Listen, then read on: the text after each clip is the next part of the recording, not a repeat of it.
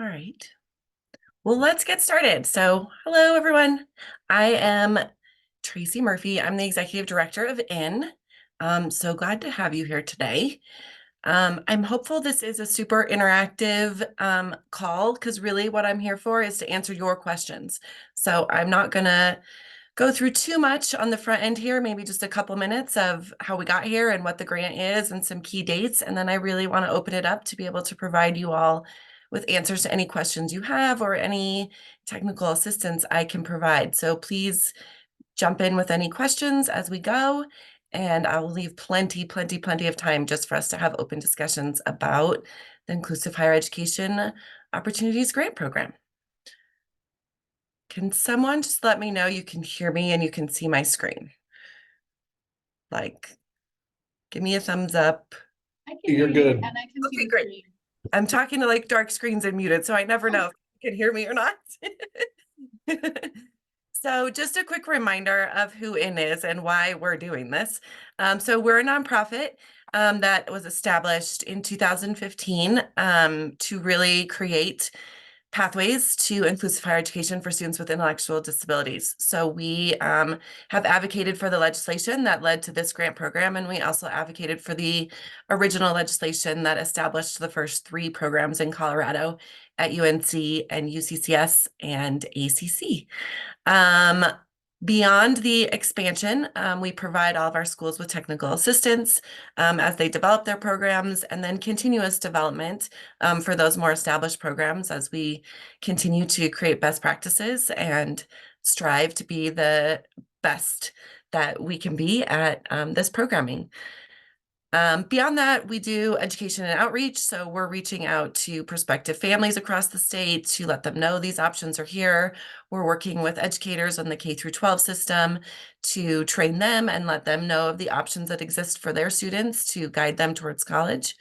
And then the final thing we do is outcomes. So we evaluate the programs, we track graduate outcomes, and we really use that data to go back to our schools, continue to create best practices, and report out on the amazing things our students are doing.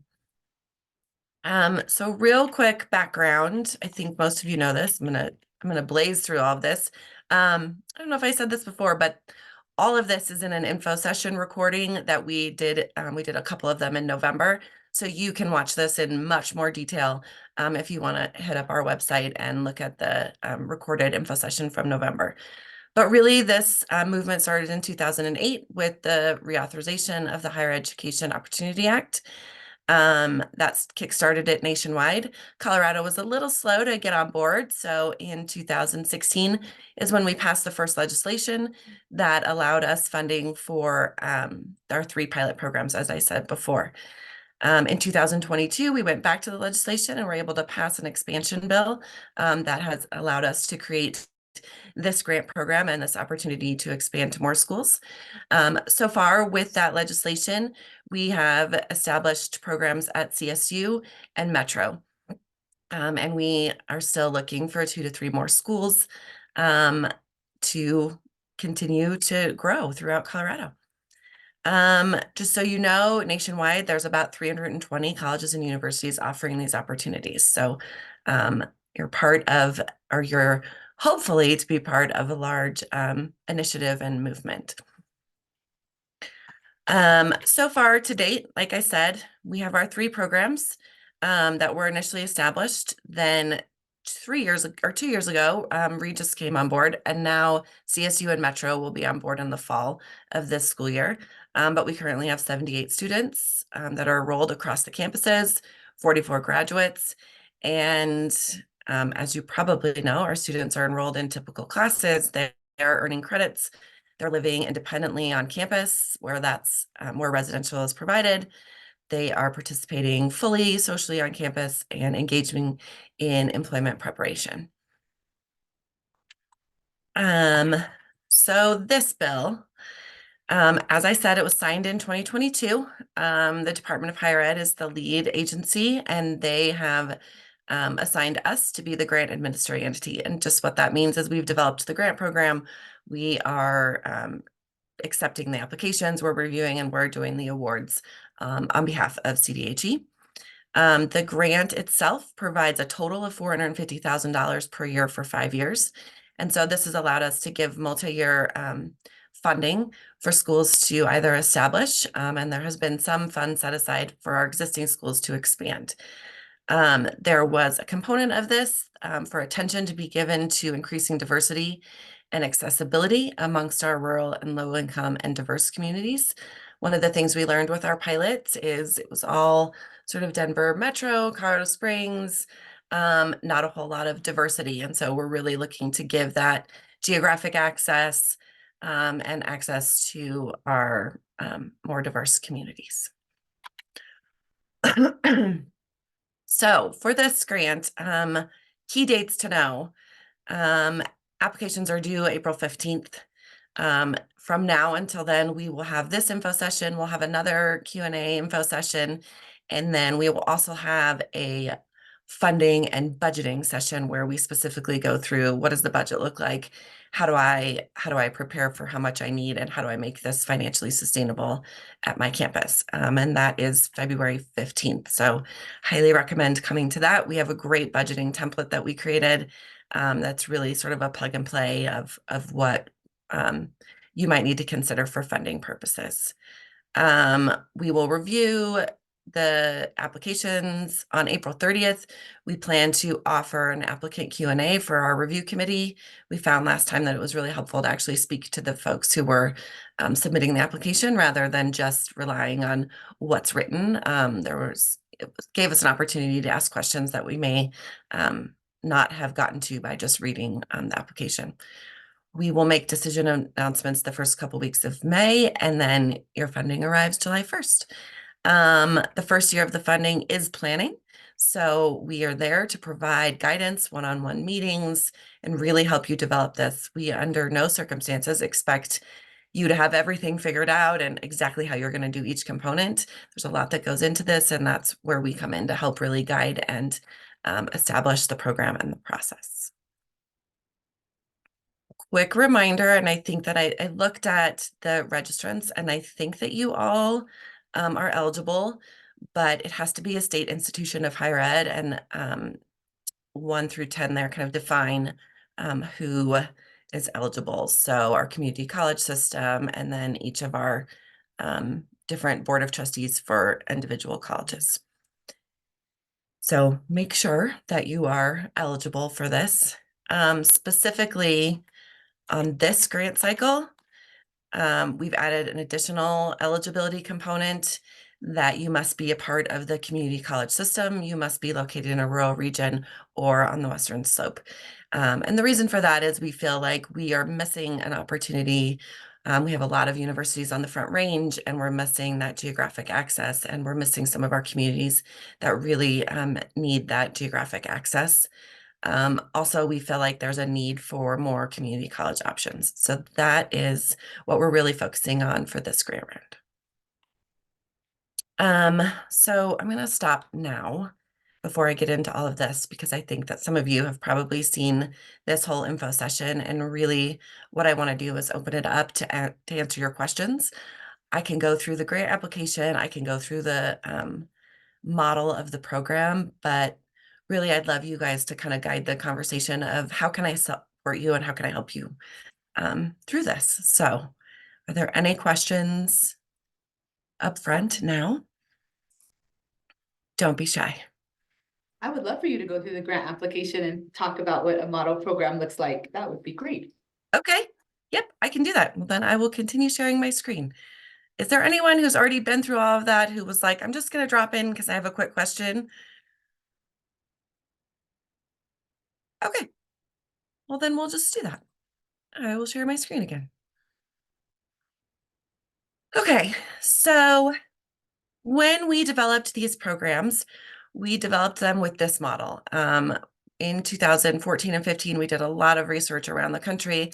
As one of the slides said earlier, Colorado was one of 3 states that didn't have these program offerings.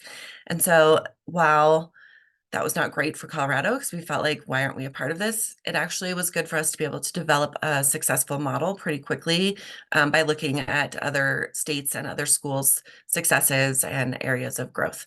So I'm going to start with the 4 yellow circles. Those are the pillars of our programs. So what we want to be able to do is, while we understand that we want these programs to be as normative as possible and we want our students to feel as though they are participating fully, we understand that they need more support to be successful. So we really focus on academics, social, career, and independence. And those are kind of the 4 support areas that the program offers. So I will start with academics. Um, all of our students are expected to be in typical courses. They are expected to be able to choose from the full course catalog. We really want them to be able to select their area of study that fits for what they want.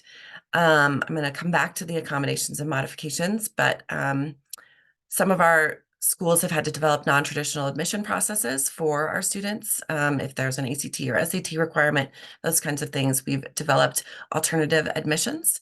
Really what our schools look at is, did you graduate high school? Do you have a career goal? And do you want to go to college? And can we support your needs? Like I said, the classes are for credit. They are graded. We really hold our students and our programs to high standards. The 2 things that our schools have to create is an institutionally approved credential. And the reason is going back to the accommodations and modifications bullet there. Our students receive typical accommodations from disability services, but we also are able to modify the curriculum to meet their highest level of academic abilities. And so an easy example of that would be a professor requires a 10-page essay at the end of the semester. Maybe we modify it to a 1-page essay or a PowerPoint presentation or some other way that our students can demonstrate learning the concepts. These projects are still graded. It's still a part of the curriculum. It's still in line with the syllabus, but we are modifying the curriculum. In doing so, our students are non-degree seeking, and so they are going to school, working towards a credential, and typically it's a certificate. All of our schools have what's called the Inclusive Higher Education Certificate, with an area of emphasis in whatever area they want. Our schools are offering anywhere from 40 to 80 credit hours, anywhere from 2 to 4 year programs to meet that credential. On the social side, we expect our students to be able to be involved in campus. And so that means that they are able to join clubs. They have access to supports that can help them succeed in joining clubs. We have students in Greek life, in, I don't know, what athletics. I have one that has started their own club called Elevate, which really is for disability awareness. We really rely on the natural supports and peers to sort of provide support in this arena. And so a lot of our schools rely on peer mentorship for not only social, but for many of these components. Those are peers, other students who can support our students when they're attending social activities or even working in their classes for someone to attend class with them, someone to note take, someone to study with. I'm going to skip over to the independence bullet. We really focus on giving our students an opportunity to learn life skills and to learn independent skills. We look at ways that we can assist our students in instruction in financial and budgeting, self-advocacy. Those who live on campus do a lot of cooking and daily living skill sort of instruction opportunities. When we're talking about independent living, that is the one time that our students typically are taking part in instruction that is just their group. So there are times where they are not fully integrated with the other students, and it's really around that independent living and life skills component. Other than that, the rest of their academics and their instruction is through the typical course catalog. And the last part is we want these students, the whole point of this really is for us to help them not only gain independence, but also gain the work skills needed to have a successful and elevated career from what they might have had before they attended college. So we're doing a ton of career planning, job coaching, we're doing internships, paid job experiences, and by the end, hopefully having, or at the start having, sorry, let me back up. At the beginning of their experience, really having on-campus jobs, leading into internships in their career field, leading into a job in their career field. That's a mouthful, so I'll pause there and see if you have any questions around those aspects.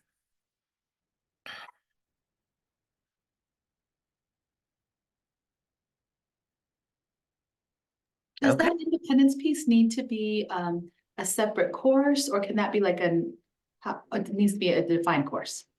It's done in a couple different ways. So I'll give UNC, for example. They have, it's called College and Career, and actually UCCS has it as well. And that is a separate course that their students who are in inclusive higher ed take. And I think it's a 3-credit course. I'm not sure, maybe it's 3 or 4 credits. Not sure exactly that, but it's one time, it's the only time that like I said, they are not integrated and not selecting from the typical course catalog. We as a state and as our consortium, which is our statewide group, led by my organization, have developed curriculum for that for the universities. We have an 8-semester curriculum that's been developed that goes through all sorts of different independence and life skills, like I said, finances, self-advocacy, and even some career kind of planning is put in there. So it's a separate course in some cases. At Arapahoe Community College, they don't have a separate course. They meet as a group, and it's not actually part of the coursework, but it is definitely a time where they come together and meet and work on those skills. So it kind of depends on how the school looks at it.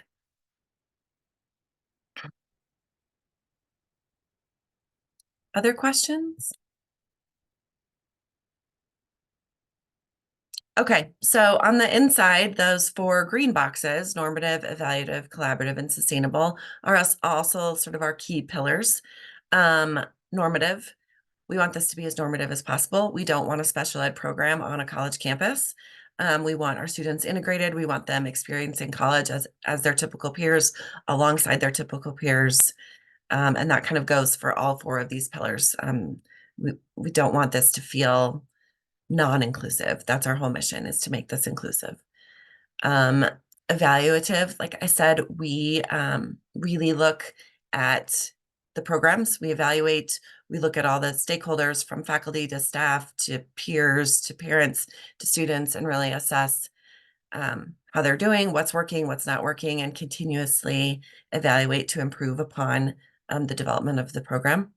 One of the things that this legislation has added in is us to continually assess the equity and accessibility for our diverse students. So that's a new component that we've brought in to really intentionally look at how can we create more equity through outreach or through enrollment of students representing diverse communities. Sustainability is huge, right? We have this grant funding for a certain period of time, and we've got to have these programs be sustainable on the campus. And so we really work to ensure from a budgetary standpoint that there is a financial sustainability. One of the ways that that's done is that we work with the schools, with the colleges, to become what's called the CTP, which is a certified transition program. And it's a way in which you can be recognized as a CTP. It allows for students to receive financial aid, is really the biggest component of receiving that designation. So they can go through FAFSA and get Pell Grants and work study. The only thing they are not eligible for is student loans. The last part is collaborative. We really rely on the collaboration of all of the institutions who are providing this. So like I mentioned, we have a statewide consortium. We meet monthly. We talk about what's going on at the campuses. We have goals that we work towards. We've worked to create partnerships with state agencies, and that includes DVR and our community center boards, to ensure that we all collaboratively are supporting the students with services, with funding, whatever that looks like. And then one of the biggest things about collaboration that we have work to overcome in a lot of cases is to make sure that the entire college and the leadership and the institution supports the program. Things go much smoother when everyone's on board and everyone's kind of behind the development of this program and supporting these students. So collaboration on the campus, collaboration statewide, and then collaboration with other key school partners. Questions about any of that? I don't want this to feel super overwhelming. Whenever I give this presentation, I'm like, oh my gosh, this is so overwhelming. We are here to help guide through all of these components and help develop all of these components. We've done it before. We've learned from nationwide. We've learned from our existing schools. And so that is part of, with this grant, you get us. And I have a team that supports in different areas and really can develop the best program possible. Oh, there we go. Okay, I already went through the consortium. So here are the requirements. And you saw this, I'm sure you've looked at the grant application, but these are really kind of the high level requirements of what we want to see from your grant application and what you're able to demonstrate. Like I said, on that collaboration part, demonstrating how students with intellectual disabilities fit into the broader diversity, equity, and inclusion discussions and plans at the university really creates that buy-in of like, this is a component of what we're striving to accomplish as a college or university. And we really want these students to be a part of this equity conversation. We really need to see that your college can determine and create supports within those 4 pillars. So those were those yellow circles that I went through, but in that academic, social, career, and independent living. What might that look like? How can your college support them? And it might look different at different places, but ultimately, how can students walk away feeling like I gained skills in all of these areas? We talked about establishing that alternative admission standard that allows for modified coursework.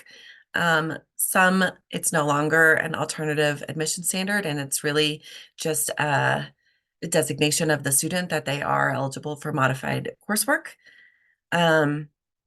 Establishing that credential. We don't just want a shake of the hand and a pat on the back as they leave. We really want there to be an approved credential and certificate that students are working towards, so they can use that in their career going forward to say, I've gained these skills, I've taken these courses, and I've achieved this academic standard. I mentioned the program approval and buy-in from leadership. One of the requirements is that there's a letter from the president and top leadership saying, yes, we support this. Yes, we're in. Yes, we're going to do what it takes to make this happen. And then pursuing that program sustainability and working to obtain that CTP designation throughout the development process.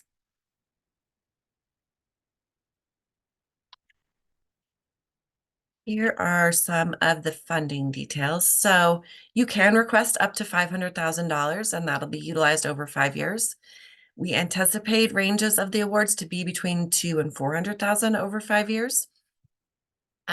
Startup costs vary, and they vary by tuition costs and room and board costs and fees and what staffing is needed. And so there's a lot of different components that go into that. But really, the bulk of the funding supports staff positions. So most of our programs have 3 to 4 staff running the program, plus the peer mentors that are typically paid to provide additional support. So the bulk of the grant funding goes for FTEs and that peer mentor support. That's not to say that all of those programs have to be in place by this fall. If you're awarded the grant, we have a year of planning. And so that's time where we can look at who do we need to hire? What does that look like?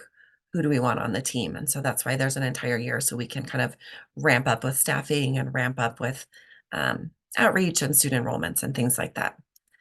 Like I said, on February 15th, we'll be providing a financial guidance session, and we'll really go through, it's a budget template. It's a 5-year pro forma leading to sustainability. It's plug and play. There's lots of areas where you can just put in your number and see kind of what it does to the budget and where we need to adjust. And It's a really simple and useful tool. But we're happy to help guide through that. But really, those are some of the examples. That's not to say that that's what your example will look like, but those are, from a university and community college standpoint, kind of what it looks like. And the reasons you see such a drastic difference, is typically the universities provide housing. And so that requires more staff and more supports, whereas the community colleges, don't. Can I ask the question, Tracy? Oh, Yeah. hi.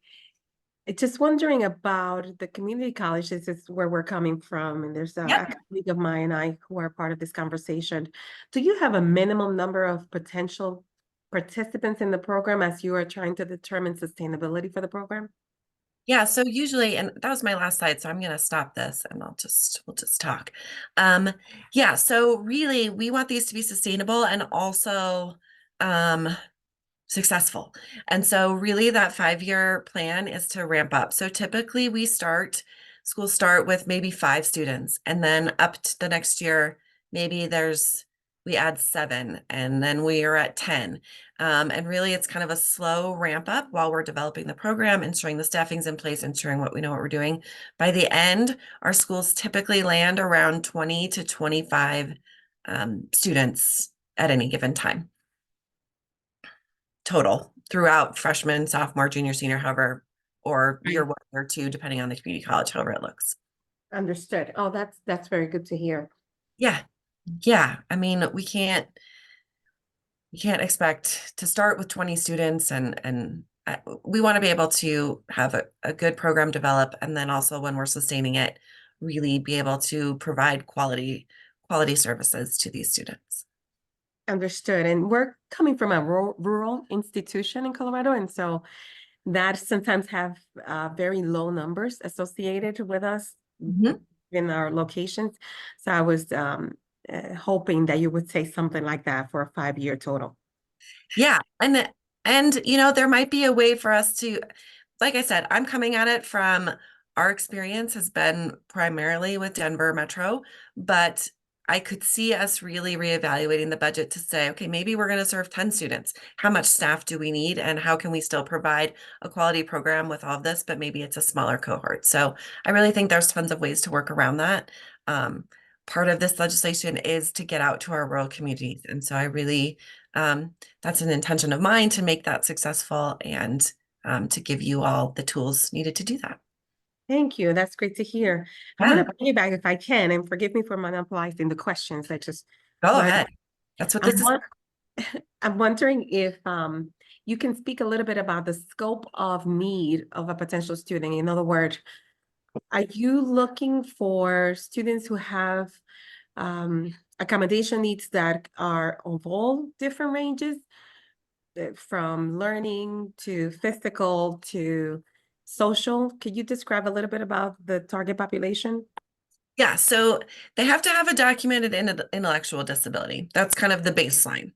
And so in having that, they have to really these programs, if a student could be successful and do well with minimal support or just accommodations, we would send them down the degree seeking path, right? Like we deter them from that.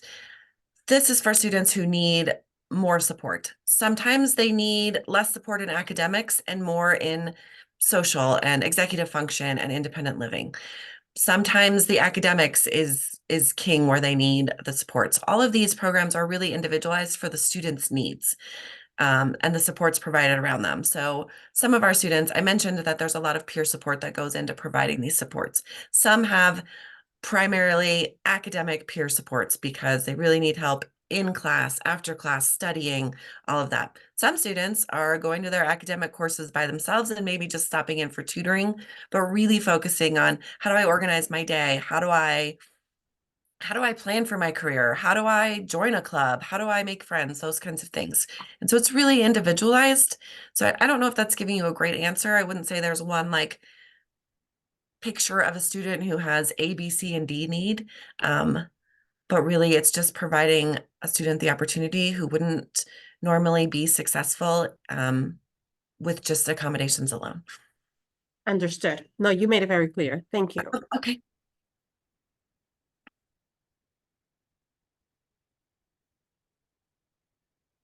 Anyone else with questions? What are the recruitment efforts because a lot of the students with intellectual disabilities don't see themselves attending college. So what kind of recruitment efforts are there around? So a large aspect of that falls on my organization. So I mentioned that we do education and outreach. That's a huge project for us. I have um, an outreach program manager who is not here right now, but she really leads the charge statewide doing that. So we are partnering with school districts. We are doing tons of webinars, outreach, and efforts to really provide students and families, as well as educators, the knowledge that this exists. It's even though it's been around since 2015, it's still new. It's still something people don't know about. And especially from our smaller communities, it hasn't been something that they've had necessarily geographic access to. So probably have been like, no, I'm not going to Greeley if I live in, I don't know, Grand Junction or whatever. So we really take on that component. We also are really big about getting the educators because we think that's key to the success.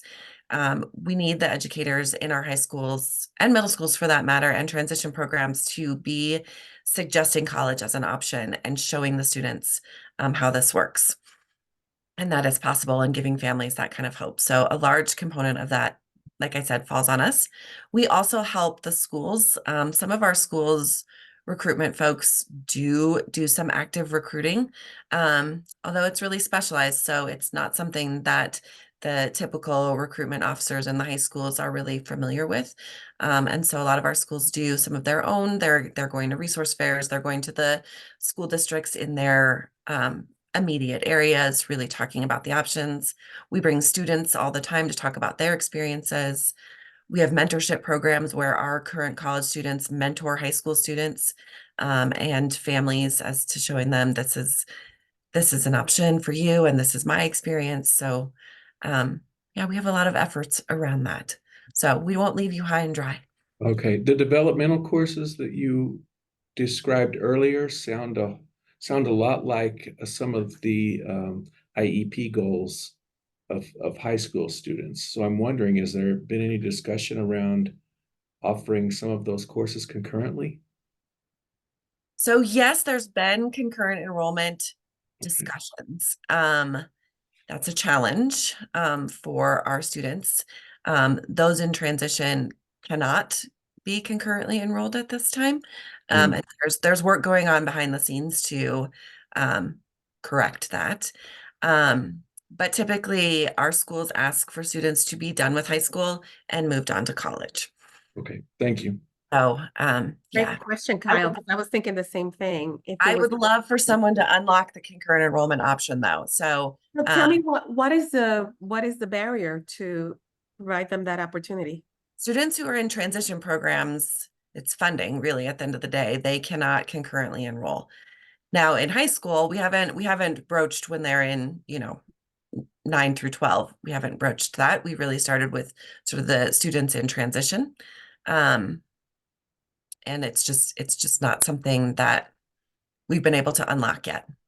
But I would love for a proposal to come in and look at doing that. Metro, our most recent awardee, is really interested in providing that in partnership with Denver Public Schools. And so they are working towards creating that as an option. I see. And some of the funding could be outlined for the tuition cost support for this? Yes. Okay, great. Thank you.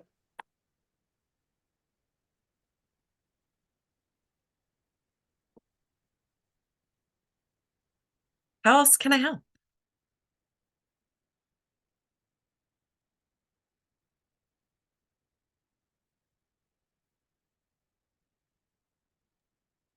Tracy, one more. Yeah. If I jumped in late, so my apologies. Do you plan to share the presentation you provided today with the group? Yes, I'll provide this, but they're also, in November, we did much more detailed info session than I just did today, because this really is supposed to be a Q&A, sort of look at after the application came out. That is on our website. I'll send you guys the link to that after that, but we have a link on our website to expansion. It's got all the materials, it's got all the recordings, it's got helpful documents. I can put the link in the chat right now, but send that out. Thank you. Mhm. Appreciate it. Mhm.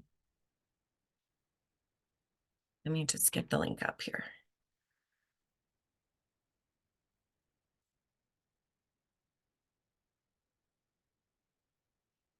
Okay. Sorry. Here it comes. Any other questions?